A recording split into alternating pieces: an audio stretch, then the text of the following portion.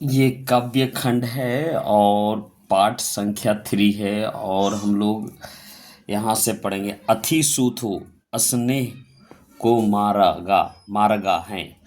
तो सब्जेक्टिव है और प्रश्न संख्या 1 है और हम लोग यहाँ से हिंदी और इसका क्वेश्चन आंसर करेंगे।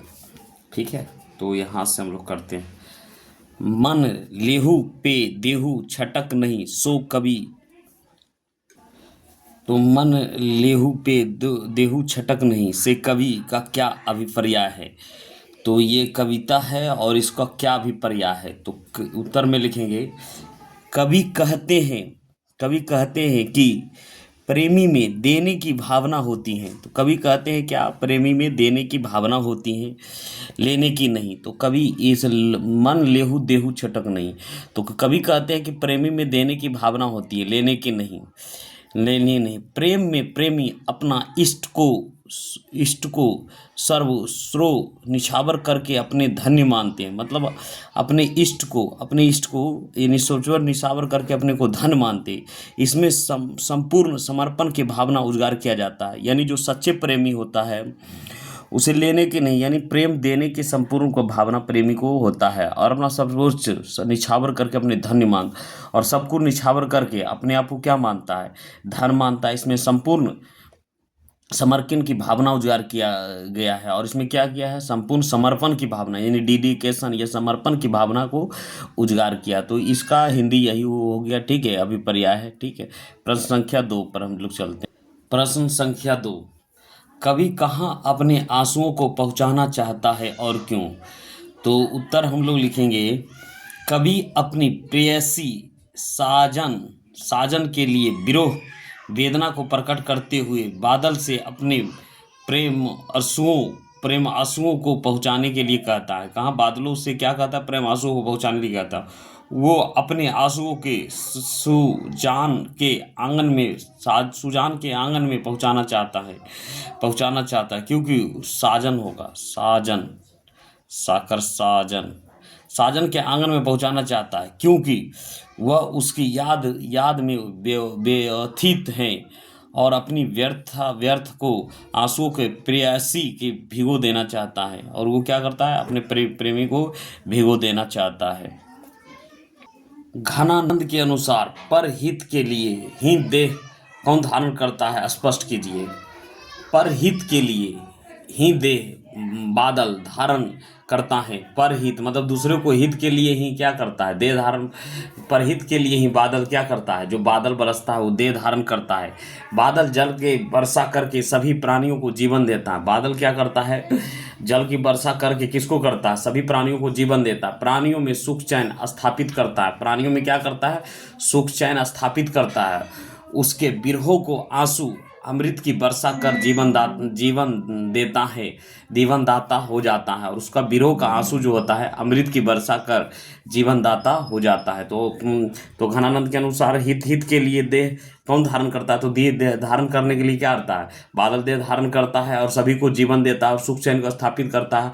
और उसके बिरह का आंसू अमृत की वर्षा जीवन दाता हो जाता है, बादल का आंसू। ठीक है, प्रश्न संख्या 3, कवि प्रेम मार्ग की अति सुधो क्या कहता है, इस मार्ग की विशेषता क्या है।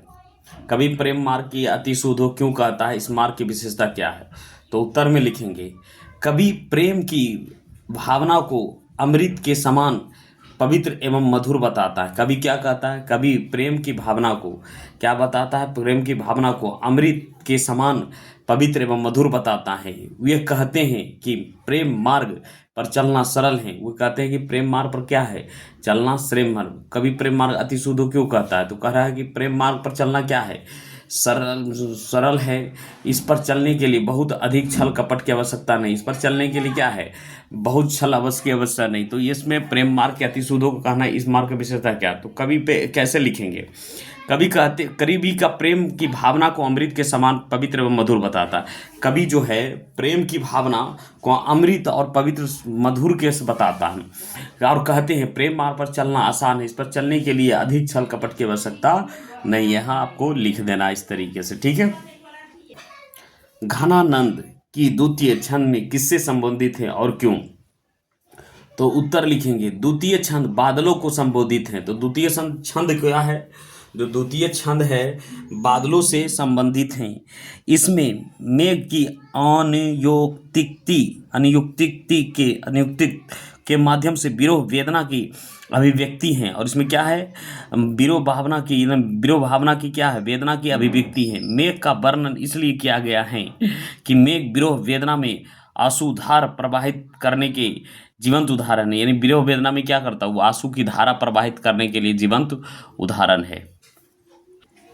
अति सूथो स्नेह को मारो है मोह अशोभनीय लो वर्षों कविता का सारांश लिखिए। यानी कहने का मतलब कविता का सारांश लिखेंगे और यहाँ से समझेंगे। ठीक है, तो उत्तर पाठ्य पुस्तक में अनुमुक्त प्रेम के स्वच्छंद मार्ग पर चलने वाला महान प्रेमी धनानंद के 2 सवैये पाठ्य पुस्तक में संकलित हैं।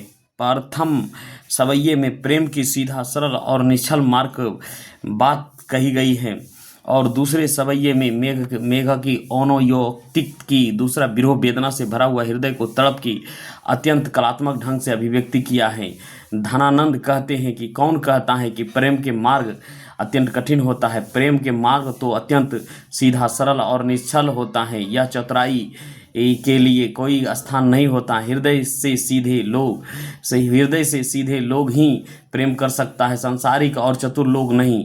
यहाँ तकनीकी भी चतुराई के टेढ़ापन नहीं चलता है, सच्चे हृदय को चलता है। जो अपने अहंकार को त्याग कर देता है वही प्रेम कर सकता है। कपटी लोग प्रेम नहीं कर सकता है। प्रेम संखा मुक्ति की अवस्था में संखालु हृदय प्रेम नहीं कर सकता है। धनानंद कहते हैं कि प्रेम में एकांतिकता होती है। सुजान के उपलाभ देते हुए भी कभी कहते हैं कि अपनी कौन सी विद्या पढ़ी है कि आसानी से चित्त का हरण कर लेता है, प्रदर्शन देने में कोताही करता है। लेने के लिए तो बहुत कुछ है, मन एक माप लेता है, पर देने के लिए पर कुछ नहीं।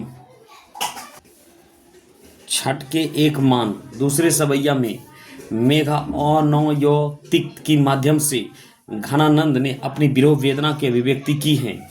कवि कहते हैं कि मेघ तुमने दूसरों के लिए ही देह धारण की है, अपना यह अर्थार्थ स्वरूप दिखलाया है। यानी अपनी वर्षा से मुझे तृप्त करो, अपनी सजनता के परिचय देते हुए अपनी अमृत रूपी जल से मुझे परितृप्त करो, मुझसे रस सिक्त करो। हे जल देने वाले और उसके माध्यम से जीवन प्रदान करने वाले मेघ, मैं वेदना से तड़पता रहा हूँ, मेरे हृदय की वेदना को अपने शीतलता स्पर्श से दूर करो। कभी तो उसे विश्वासी व्यंग और उपलब्ध से पूर्ण शब्द सुजान के लिए प्रयुक्त शब्द हैं कि आंगन में मेरे आंसुओं को मुझ पर लेकर बरसाओ। उन्होंने मेरी याद आया और वह मेरी सुध ले सके। उत्तर कवि प्रेम मार्ग को अति शुद्धो क्यों कहते हैं? इस मार्ग की विशेषता क्या है? तो उत्तर में लिखेंगे कवि प्रेम की भावना को अमृत के समान पवित्र एवं मधुर बताते हैं। कवि क्या कहते हैं? कवि जो है प्रेम की भावना को अमृत के समान पवित्र और मधुर बताते हैं। वे कहते हैं कि प्रेम मार्ग पर चलना सरल है, इस पर चलने के लिए बहुत अधिक छल कपट की आवश्यकता नहीं है।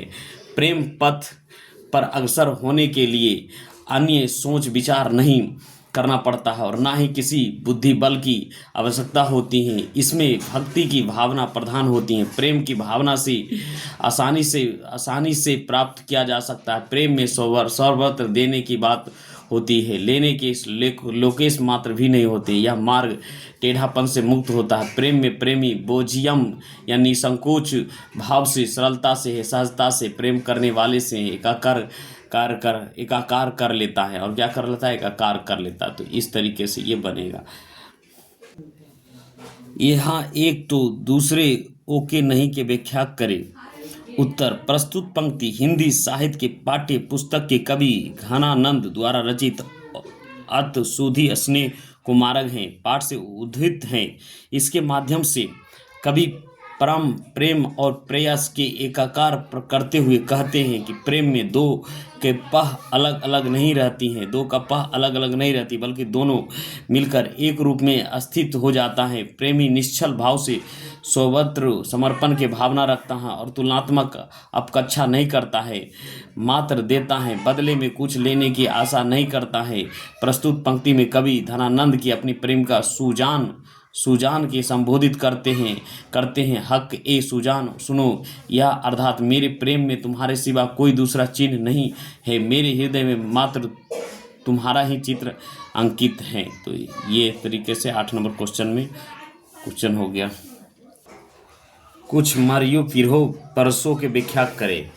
उत्तर में प्रस्तुत पंक्ति हिंदी साहित्य के पाठ्य पुस्तक से कवि धनानंद रचिता में ओसोवनी लोह बरसों पाठ से उद्धृत हैं। प्रस्तुत पंक्ति के माध्यम से कवि परोपकारी बादलों से निवेदन किया है। क्या है? परोपकारी बादलों से निवेदन किया है। प्रस्तुत व्याख्यान पंक्ति में कवि कहते हैं कि हे घन तुम जीवनदायक हो, परोपकारी हो, दूसरे के हित के लिए देह धारण करने वाले हो, सागर का जल को अमृत परिवर्तित करके वर्षा के रूप में कल्याण करते हो।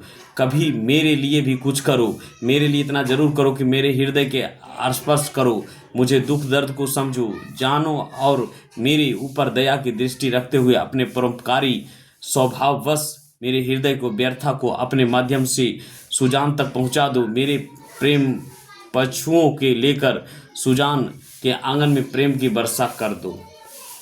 तो ये उसका कहानी था। सो प्रसंग व्याख्या कीजिए। अति स्नेह को बाको नहीं, तह जहाँ चले निष्को नहीं। तो इसको क्या करेंगे? उत्तर प्रस्तुत सवैया में रीतिकालीन काव्यधार के प्रमुख कवि घनानंद रचिता अति सुधोक मार्गों से उद्धृत है। इसमें कवि प्रेम की पीड़ा एवं प्रेम की भावना को सरल और स्वाभाविक मार्ग को विवेचना करते हैं। कवि कहते हैं कि प्रेम मार्ग अमृत के समान अति पवित्र है। इसे प्रेमी रूपी मार्ग में चतुराई और टेढ़ेपन अर्थात कपटशीलता के कोई स्थान नहीं है। इसमें प्रेमी रूपी मार्ग में जो प्रेमी होता है वह अन्यास ही सत्य के रास्ते पर चलता है तथा उनके अंदर के अहंकार समाप्त हो जाते हैं। यही प्रेमी रूपी मार्ग इतना पवित्र है कि उस पर चलने वाला प्रेमी के हृदय में लॉस मात्र भी झिझक, कपट और शंका नहीं रहती है। और ये चैप्टर यहीं समाप्त हो गया।